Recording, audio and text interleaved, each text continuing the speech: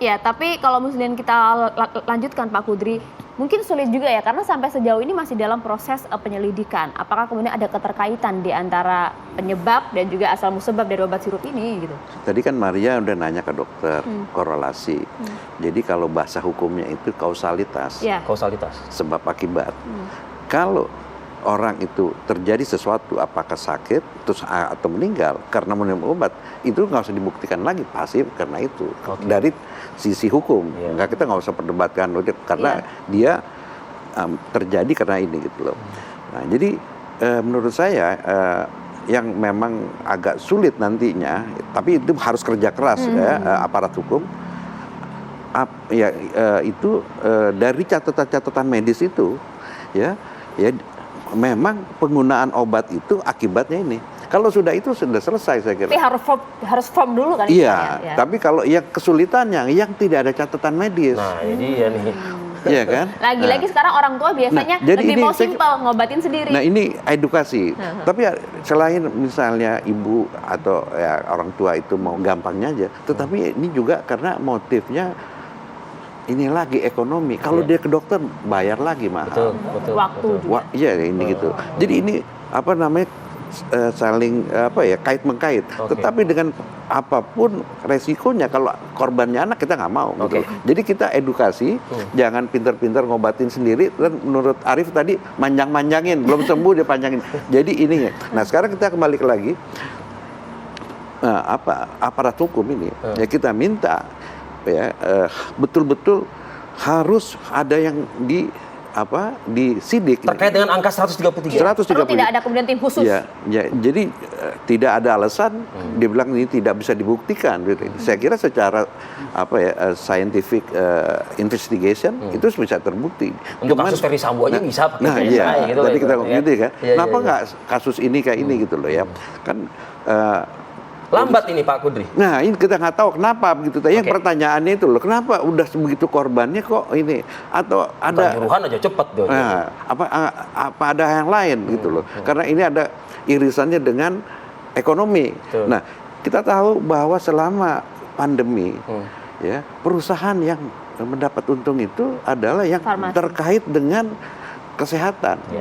Entah pabrik obat, alat kesehatan dan ini gitu. Kaitannya dengan ini? Dan yang kita apalagi yang kita prihatin itu, loh kok produsennya diam-diam aja gitu loh.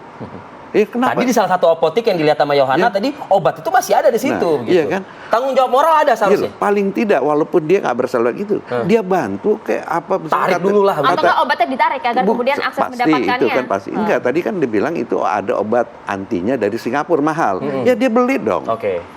Itu sebagai tanggung jawab sosialnya dia. Jadi dukung pemerintahnya kan gitu kan. Karena produksinya itu ya. Jadi ada corporate responsibility-nya. Ya kan dia nggak usah harus karena ada law enforcement baru tetapi mestinya harus ada kesadaran.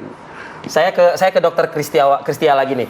Dokter Kristia, menyambung pertanyaan saya tadi gitu. Ini apa sih jenis yang dibawa dari Singapura ini ke sini? Mungkin ada informasi dari dokter. Dan bagaimana mungkin masyarakat yang saat ini sedang panik begitu dan juga penuh rasa khawatir ingin sekali mendapatkan obat itu begitu loh setidaknya.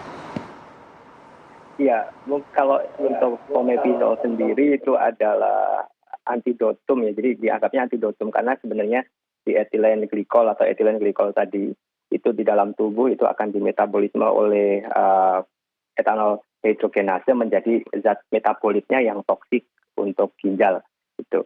Kemudian fomepizol ini akan menghambat kerja dari alkohol dehidrogenase tadi sehingga tidak terbentuk metabolit toksiknya.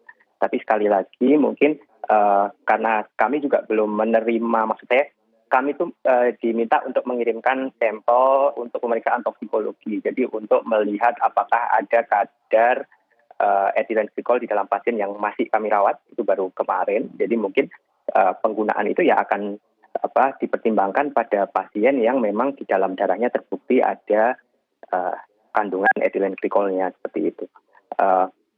Kalau sampai saat ini pemeriksaan itu baru bisa dikerjakan di Jakarta. Jadi kemarin kami juga mengirimkan sampel untuk itu sesuai edaran dari Kemenkes. Mungkin kalau untuk pembelian secara langsung ya sebaiknya memang karena ini penanganannya oleh tim medis, jadi obatnya bukan obat yang bisa langsung diresepkan umum, jadi memang harus dengan resep dokter. Sampai saat ini pun kami masih belum mendapatkan petunjuk teknis untuk kriteria pasien yang kemudian akan mendapatkan obat yang diimpor ini yang didatangkan dari Singapura ini seperti apa. Iya. Dokter bisa boleh Ini Pak Kudri tanya nggak? bertanya nih dok. Tadi diinformasikan Gimana, bahwa ada yang meninggal, ada yang sembuh. Yang saya tanyakan sembuhnya itu dia sembuh total atau dia nanti anak ini ketergantungan dengan hemodialisa gitu loh. Iya Cuci kan? darah ya? Untuk yang Cuci kami darah. rawat sendiri, Silakan dok. ya. Untuk yang kami rawat sendiri sampai saat ini kita juga belum menggunakan obat-obat yang disebutkan tadi. Ada sampai saat ini untuk yang sembuh itu kami ada 2 pasien yang tidak membutuhkan cuci darah. 1 pasien kami sudah merawat jalan 3 pasien. 2 pasien tidak membutuhkan cuci darah, 1 masih membutuhkan cuci darah. Kemudian untuk yang masih kami rawat itu juga ada 3 pasien. 2 membutuhkan cuci darah, 1 pasien sudah tidak membutuhkan cuci darah. Semuanya sudah di bangsal perawatan biasa, kondisinya sudah stabil, di mana yang 1 pasien ini meskipun sudah tidak membutuhkan cuci darah, tapi yang masih belum bagus itu fungsi kognitif seperti kayak kontaknya masih agak, meskipun sadar gitu ya, bisa di kontak tapi sangat terbatas. Sedih karena kita bicara anak-anak ini ya. Dokter, satu hal mungkin singkat gitu dok, agar publik juga mendengar gitu. Berangkat dari temuan Yohana Gabriela, reporter kami tadi di salah satu apotik, kita apresiasi ya apotik menahan atau tidak menjual. Mengedukasi. Nah, tapi bagi masyarakat yang saat ini membutuhkan obat untuk anaknya, bagaimana dok? Ya, sebaiknya tetap dikonsultasikan kepada dokter sampai nanti, karena pemberian obat-obatan pada anak itu kalau misalnya dia harus dosis yang puyer gitu, nanti dosisnya itu dia harus disesuaikan dengan berat badan. Jadi tentunya untuk pemberian obat-obatan yang memang diperlukan sebaiknya tetap dikonsultasikan ke dokter. Kemudian sesuai dengan edaran dari Badan POM dan Kemenkes, memang menghindari tidak membeli obat bebas terlebih dahulu dan tidak menggunakan obat cair terlebih dahulu. Jadi seperti itu. Kan kalau tablet puyer gitu kan anak-anak Anak-anak kurang susah suka. ya. Iya, Betul. gimana dok? Antisipasinya Ya, seperti sebenarnya apa dok? obat ada sediaan yang lain juga. Jadi ada misalnya obat penurun panas gitu, ada yang sediaan yang diberikan lewat dubur gitu. Jadi ada beberapa jenis. Nah, puyer ini memang alternatifnya ya seperti itu, karena sampai ya kita harap segera ada rilis dari Badan POM ya tentunya untuk obat-obatan yang memang ya segera sajalah itu semuanya dipastikan gitu ya. Tetap datangi layanan kesehatan dan Pasti. konsultasi dengan dokter. Iya. Itu yang Iya, penting. agar juga kemudian riwayat pengobatannya juga Ada jelas. kiatnya Iya. itu Arif, kalau anak kecil puyer itu. Dulu waktu kecil saya sama orang tua saya, hidung saya ditutup gitu. Langsung kebuka di ini gitu. Triknya begitu ya. Terima kasih dokter. Kalau zaman Kristia. sekarang takutnya viral. Terima kasih. Terima kasih dokter Kristia. Dokter, terima kasih. Pak Kudri, terima kasih banyak. Ya semoga paling tadi Ya. bisa menjawab berbagai pertanyaan publik lah ya, mencerahkan Betul. sedikit sembari nanti kita tunggu bagaimana update dari pemerintah. Dok, terima kasih dok.